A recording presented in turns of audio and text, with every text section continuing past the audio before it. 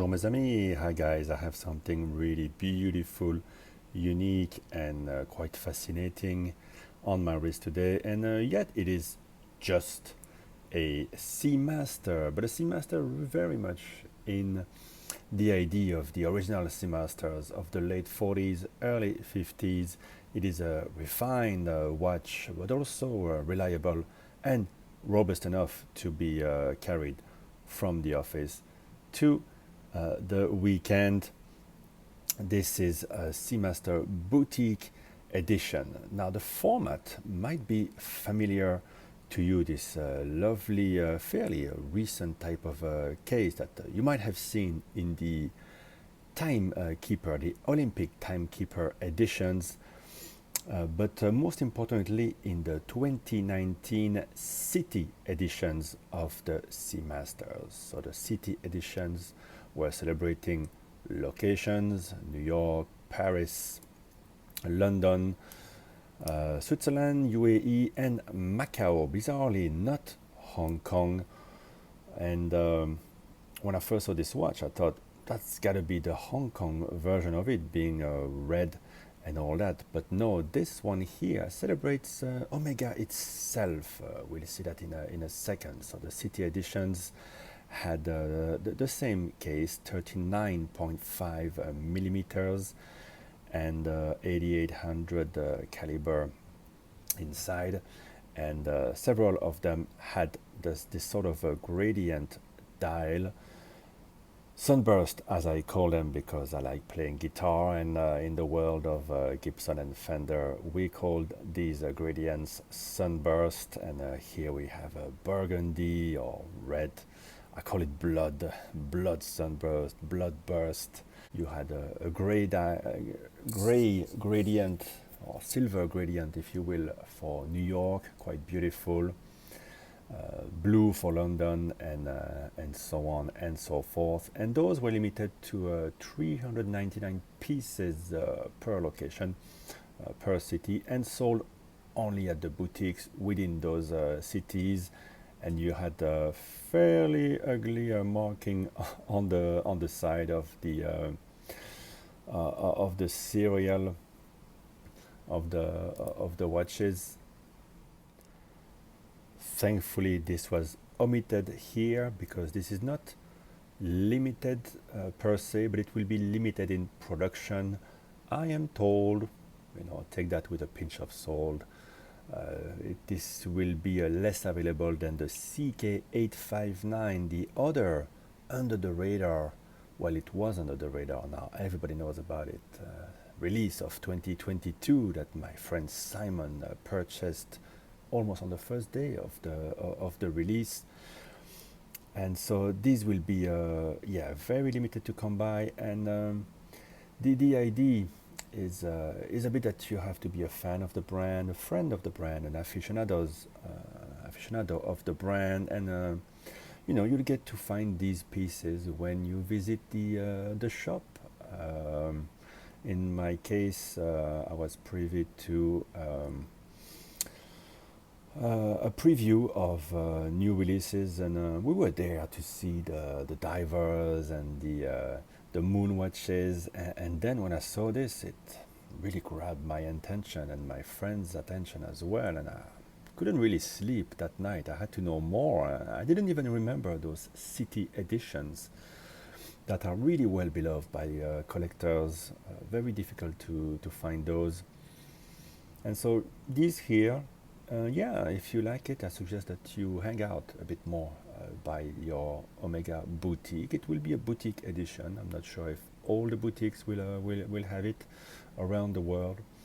And this one, as I said, doesn't celebrate a city per se. It celebrates Omega. So pictured inside the box and on the caseback, you have the iconography of Omega, important moments. You have the co-axial escapement here. You have association to movies, observatory, races. I believe this will be the building, maybe the headquarters of Omega. diving, yachts. You have the all the designs, golfing, the hippocampus there, and of course the astronaut. Let me zoom in a bit more so you can see those better. There you go. Nicely engraved on the back of the watch.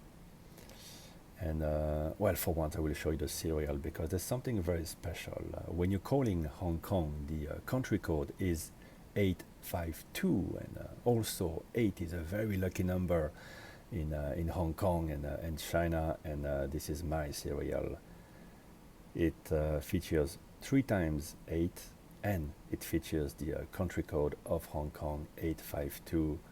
Coincidence or not, I don't know, but I thought that was the push over the cliff for me to spend quite a lot of money. These are not cheap, but there is a reason. There's quite a bit of work. The indices on this watch, as well as the hands and the logo, are built in 18 carats white gold. Beautiful. They catch the light like steel cannot. Really wonderful piece. And of course you have a domed dial with this beautiful burgundy gradient and dancing with the light, sometimes getting very pitch black. So the amount of black will vary depending on the light. I let you admire the leaf hands.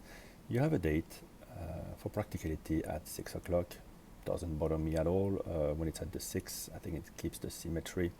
I also like very much the minute track on the inside of the watch, which breaks up a bit the big emptiness. One thing I don't like much about a comparable type of dial made by a Moser, which they call the fumé dial, is in general their watches are very big, 42, 43 millimeters, and are completely empty. This is not at all a style that I like.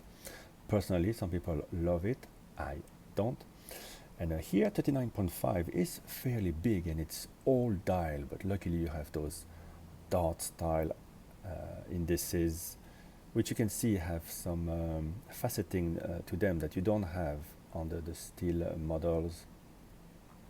And you have that minute track, which adds a bit of geometry, I think, on the dial, and I think it's very welcome. And you can see the white gold Omega logo as well. And it is a very usable watch. It is a co-axial master chronometer. We're going to talk about the movement in a second. You have a wonderful crown, vintage style. And the case itself has the trademark lyre lugs of Omega, but in this case more elongated, different profile than you would find on the sports model. This case is wonderful. So the watch is just under 12 millimeters of thickness, but the case itself, the mid case being so thin and has some bevels at the bottom and the top, really makes the watch look and feel even thinner than that, like a proper dress watch would. But this one is very resistant to the elements. It has a domed sapphire crystal with AR coating, anti-reflective coating on both sides, and at the back we have the caliber co-axial 8800, which you find also in the Seamaster divers. So coaxial, this is a 3-level coaxial. So this is the latest generation. This is the escapement invented by master watchmaker George Daniels in 1974, commercialized in 1999 by Omega, and refined ever since then. You have a full balance bridge, free sprung balance, silicone hairspring. The watch is resistant to up to 15,000 gauss, so pretty much amagnetic. You have beautiful Côte de Genève finish in arabesque. It is machine finished, but still very beautiful. 16 meters of water resistance, so the watch will survive fall in the pool. Maybe not the beautiful the beautiful leather strap, but the watch itself it will survive splashes and even a dip in the pool. 55 hours of power reserve through a single barrel on this movement. And of course, it is META certified once fully cased up, so it is COSC certified for the movement. Then cased up goes through all the METAS certification for timekeeping under very stringent conditions. So again, this is a very robust watch, what a Seamaster was designed to be. Very stunning. So we have a always nice alligator strap, pitch black here. I think it works great with this watch. Maybe I'll get the watch some summer shoes so I can wear it a bit more, and indeed maybe take a dip in the pool with it, although really I'm not gonna try. And we have classic buckle with the logo. The watch is very comfortable on the wrist, very beautiful.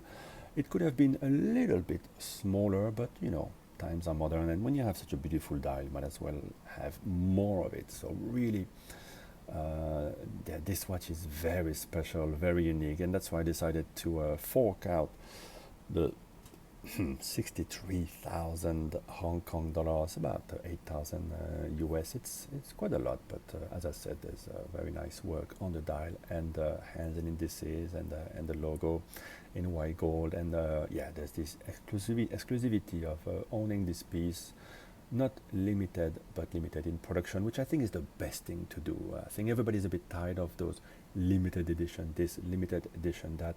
I think it's much better to have low production models that require maybe a bit of patience to find at the boutiques. But yeah, people at the Omega boutiques are very welcoming and always happy to put you on the list and let you know when things arrive.